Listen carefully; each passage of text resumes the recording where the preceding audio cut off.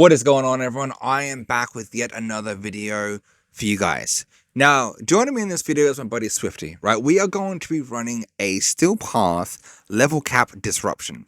Now, the idea behind this is that we're going to be testing two very different builds, although they will be using the same arcane.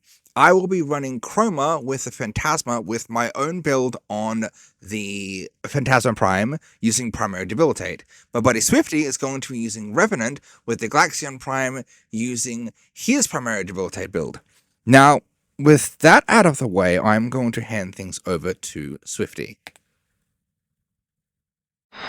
Everyone, I'm Swifty from the Swifty Academy. If you're tired of copy-paste meta builds and want to understand the mechanical logic of how to break this game, you're in the right place. You can find my deep dives on YouTube and daily breakdowns on TikTok here. Massive thanks to Carver for having me on the channel.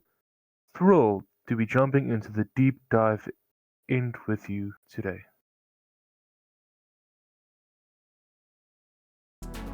Okay, so for this run, this is the builds that I'm going to be running. This is going to be my Chroma build. I'm using a pull Chroma to be able to group enemies up easier to try and stop them from being spread out so far. Now, Brief Respite is there for the instant shield gain and overshield. August Secrets, Blind Rage, and the Umbral set is there for the extra strength.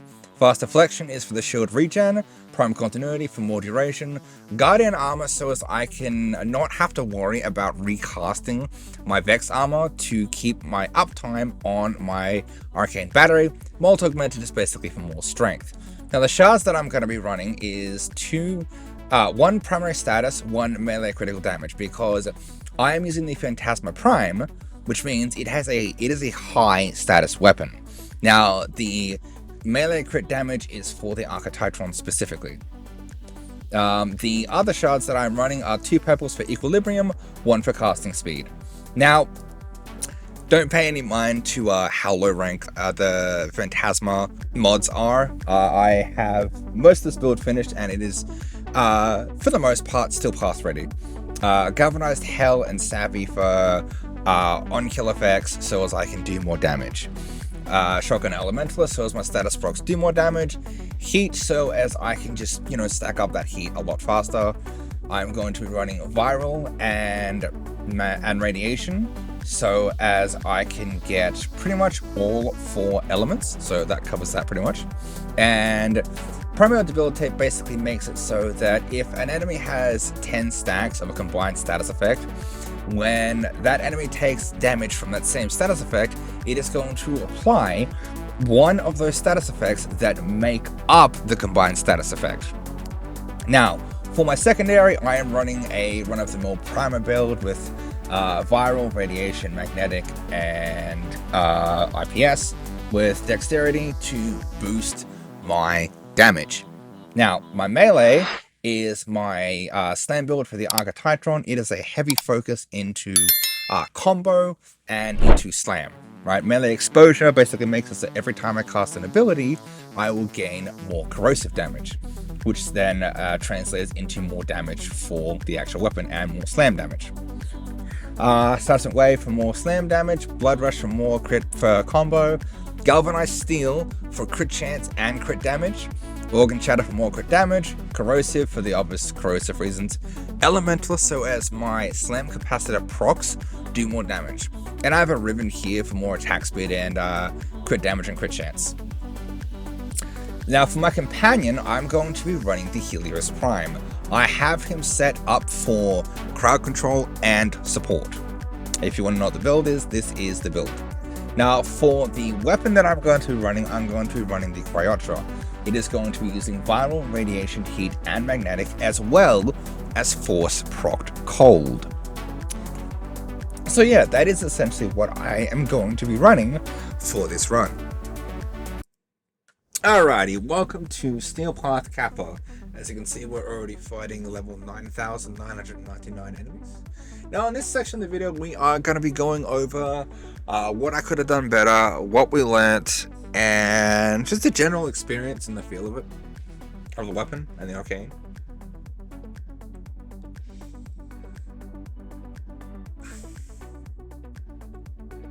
So for the most part, the weapon feels incredibly powerful. The arcane really carries this weapon. The weapon itself is insanely strong, and just adding the ability to be able to generate extra procs just makes it that much stronger.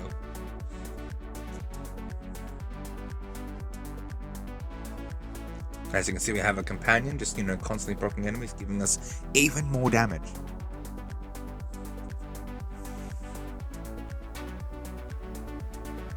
Just absolutely chomps through these.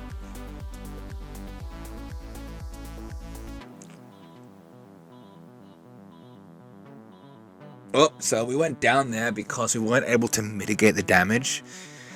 Now, in future, how can we prevent this? Well, we could prevent this by adding additional means to mitigate damage, right? So, as you saw before in the build, I had fast deflection and adaptation. Now, it doesn't really matter if you get one shot. Adaptation and fast deflection aren't going to be able to do anything if you get one shot. That is where quick thinking comes in. Mods like Quick Thinking and Gladiator Finesse are going to be able to mitigate that damage by draining your energy. Now, normally this wouldn't be a good idea, but given that we have a huge energy pool, it is a perfectly fine idea. Coupled with the equilibrium shards that we also have on, we are honestly fine for energy. So it would be a really easy way to mitigate the damage and just keep on playing. Now, as you can see in the top right corner, my buffs are slowly falling off, which means my damage is going to start falling off. And it seems I have forgotten to put my Vex armor back on. Yep, there it is. As you can see, Vex armor plus buffs equals big damage. But as you can see, I am about to run out of ammo. The best way I can suggest to mitigate this would be to add a ammo conversion mod.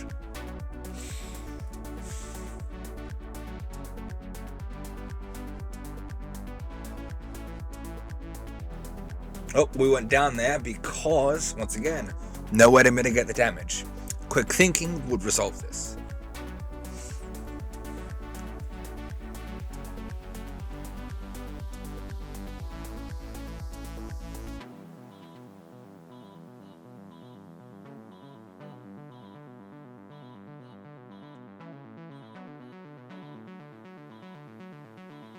And given the fact that I had run out of my buffs, I ended up switching over to my melee. He's been trying to get my buffs back up. And even while trying to get the buffs, the multi-shot, whoop, there we're going down again because of no damage mitigation.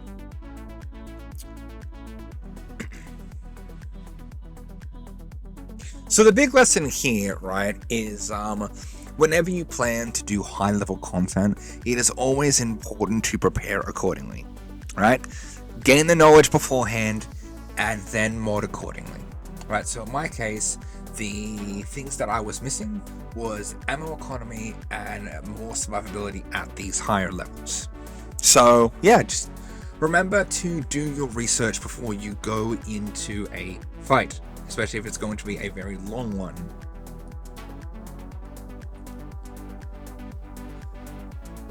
But all in all, my personal opinion on this weapon is that it is amazing and it is insanely strong paired with the arcane.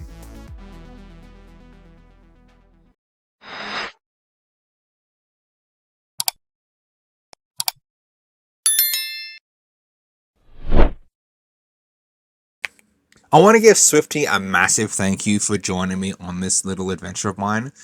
It really helped me get a better understanding of my frame, my build, the arcane itself, and my weapons. Now, if you guys enjoy the content, please feel free to drop a sub or leave a like or maybe leave a comment. And if you guys want to see more content like this, pop over to my Twitch over at twitch.tv/The Crimson Carver. Until next time.